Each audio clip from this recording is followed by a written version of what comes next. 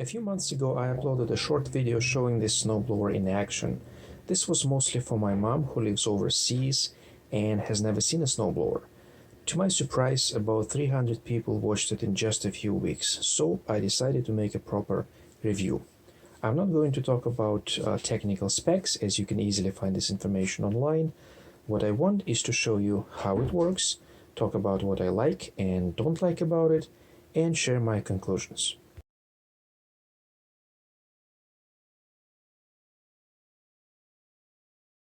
Let's go. This is the dashboard. Here you switch the gears and control the chute. The left handle engages the blower and the right handle is the clutch. On the rear side of the engine you have more control.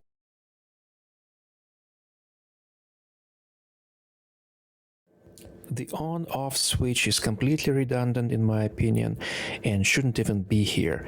Just leave it in the on position at all times. When you're starting a cold engine, close the choke and open it as soon as it starts. This is the throttle control. The throttle should always be in the fully open position. So once again, I believe this lever is redundant and shouldn't even be here.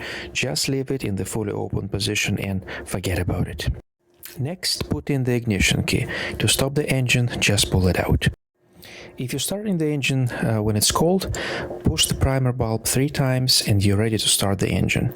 And this is the first thing I like about it. It starts on the first pull every single time. The next thing I like is that it's relatively small and light, so it's easy to handle. Another positive is the noise level. You definitely don't need earplugs to operate it, unlike with some larger machines.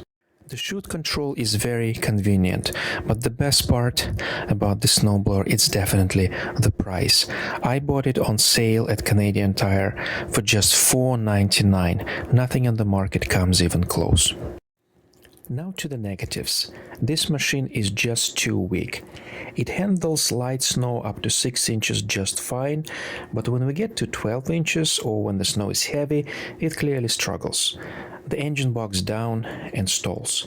The only way to go through thick and heavy snow, like you see here, is to use the stop and go method.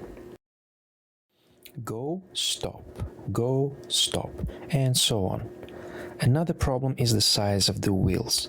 They're just too narrow and don't provide enough grip, so it gets stuck a lot and you have to push it, which is quite strenuous. Good workout though.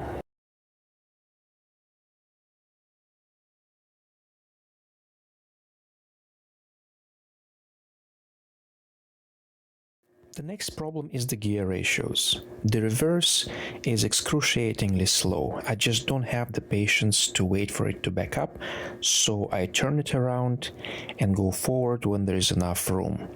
On the other hand, the forward speed is way too fast.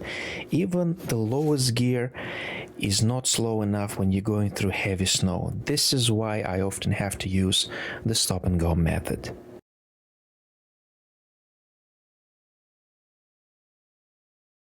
And the last thing I hate about it is the key. The engine won't start without this weirdly shaped stick, which cannot be copied like your house or car key. And the snowblower comes with only one key, so if you lose it, you're screwed. So don't lose it. Alright, let's review the pros. Easy and reliable start.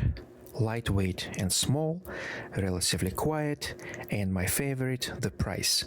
The nearest competitor model will cost you almost double.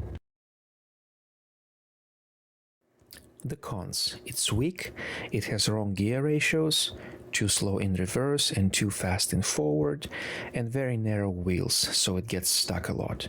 All this means that your snow clearing will take longer and you will get more tired. And the key, which is easy to lose and impossible to copy. So, is this a good buy? If it doesn't snow much where you live, for example if you live in Vancouver, this blower will do the job just fine. But if you live, for instance, in Atlantic Canada, like myself, and you have a lot of snow to clear, you need something bigger and stronger. Having said that, I believe this model can be a viable option for you if money is a big issue.